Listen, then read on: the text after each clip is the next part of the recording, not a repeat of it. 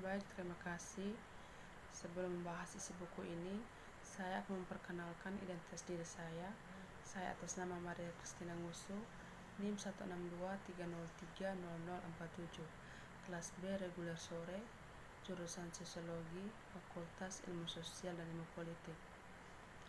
Di video kali ini saya akan membahas isi review buku ke-12, mata kuliah yang diambil, kajian seminar masalah-masalah sosial.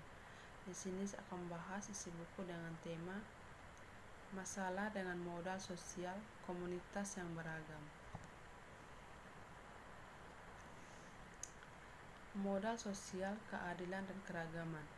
Modal sosial sebagai sebuah konsep memiliki dampak yang begitu besar, waktu yang singkat karena beberapa alasan. Pertama, ini merupakan pergeseran penting fokusnya dalam teori politik barat, diantaranya jauh dari negara atau warga ke ruang sipil.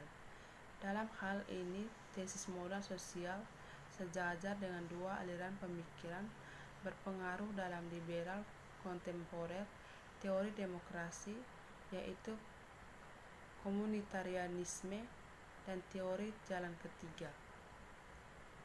Di kedua kasus, ruang sipil atau komunitas adalah titik awal analisis, bukannya warga negara, liberalisme, membawa hak atau status sosialisme, atau demokrasi sosial yang membawa kesetaraan.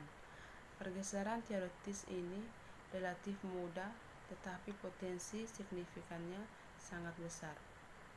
Intinya, sebuah paradigma teoritis baru yang berusaha untuk mengatasi kesenjangan kiri atau kanan melalui penekanan pada ruang di antara individu dan negara, menantang dua ideologi besar di era modern, liberalisme dan nasionalisme.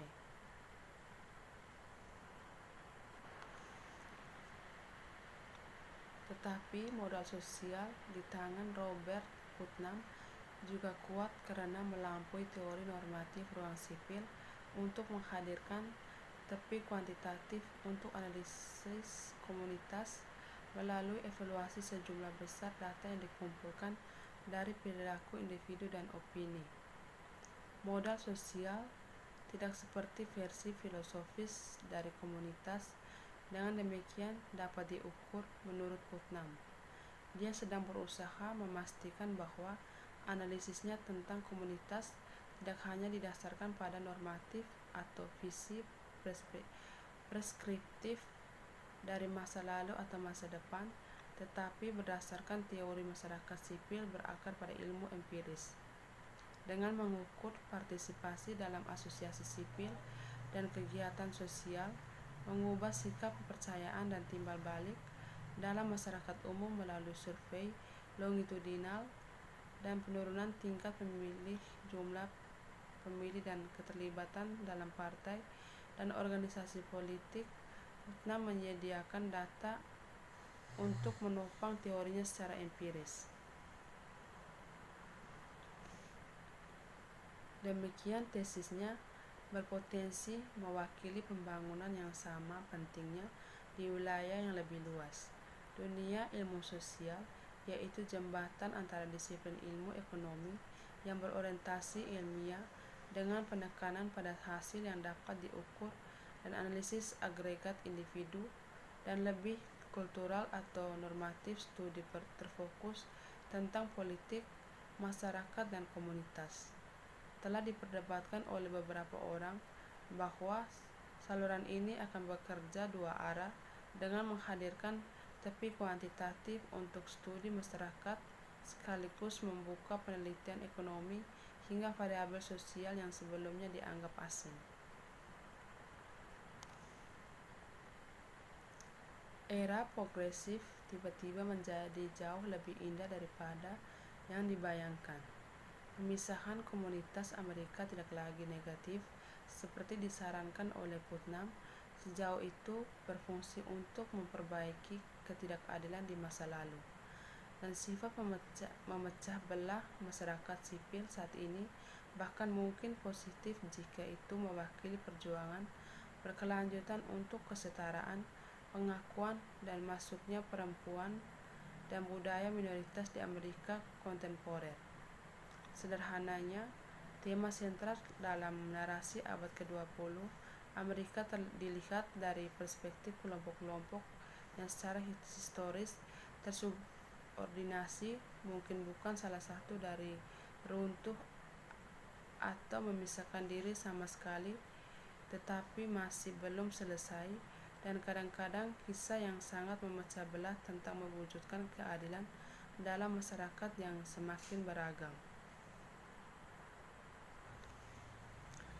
Mengenali hal ganda dan saling bertentangan ini, narasi dalam sejarah sipil Amerika, serta menganalisis derajat di mana pencarian keadilan dalam komunitas yang beragam bersifat melengkapi atau berlawanan dengan pencarian keterhubungan sipil, persatuan dan solidaritas sangat penting saat seseorang bergerak melampaui masa lalu dan masa kini. Putnam mengikuti tradisi fungsionalis, sedangkan Hanifan mendefinisikan modal sosial sebagai hubungan antar individu, jaringan sosial dan norma timbal balik dan kepercayaan yang muncul dari mereka pada tahun 2000 itu pada akhirnya memungkinkan peserta untuk bertindak bersama secara lebih efektif untuk mengejar tujuan bersama. Tesis Putnam juga didasarkan pada karya sosiolog Amerika James Coleman yang menggunakan ekonomi model untuk mendefinisikan modal sosial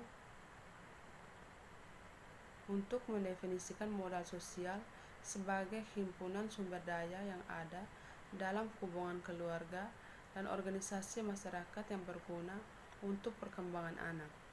Definisi Bordi tentang modal sosial terkait erat dengan kekuasaan yang diperoleh anggota kelompok tertentu sebagai hasil dari pemberian jaringan, agregat sumber daya aktual atau potensial yang terkait dengan kepemilikan dari jaringan yang tahan lama, dari hubungan timbal balik yang kurang lebih dilembagakan kenalan dan pengakuan yang menyediakan bagi setiap anggota dukungannya dari modal yang dimiliki bersama.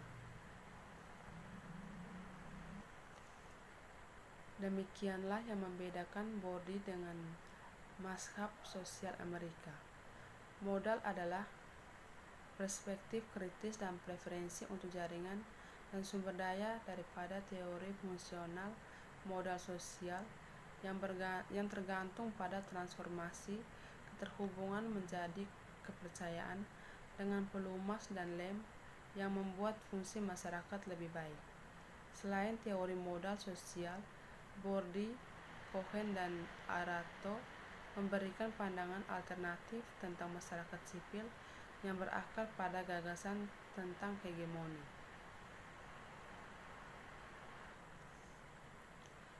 Hegemoni kategori terpenting tidak ada artinya tanpa konsep wajar masyarakat sipil. Dimensi budaya masyarakat sipil tidak diberikan atau alami. Sebaliknya, itu adalah keadaan kontestasi sosial. Asosiasinya dan jaringan adalah medan untuk diperjuangkan dan arena di mana identitas kolektif, nilai-nilai etika, dan aliansi ditempa.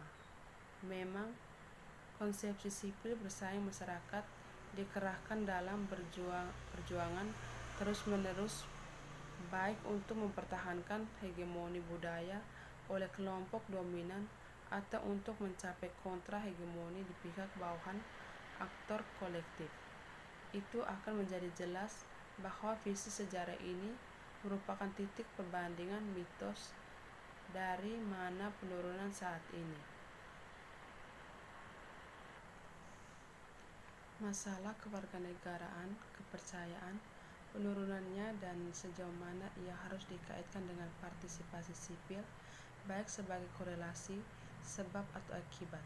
Ini juga memperkenalkan dimensi empiris kedua pada kepercayaan, yaitu kesenjangan antara yang diistimewakan dan terpinggirkan sehubungan dengan kepercayaan umum. Hubungan antar kepercayaan dan persatuan sipil diperiksa bersama dengan peran yang dibagikan bermain norma dalam teori modal sosial fungsional.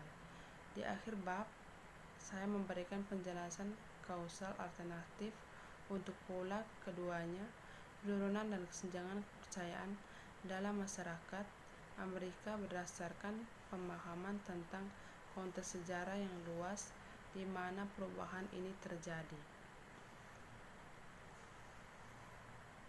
Sekian pembahasan isi review buku ke-12 dari saya. Semoga bermanfaat. Terima kasih.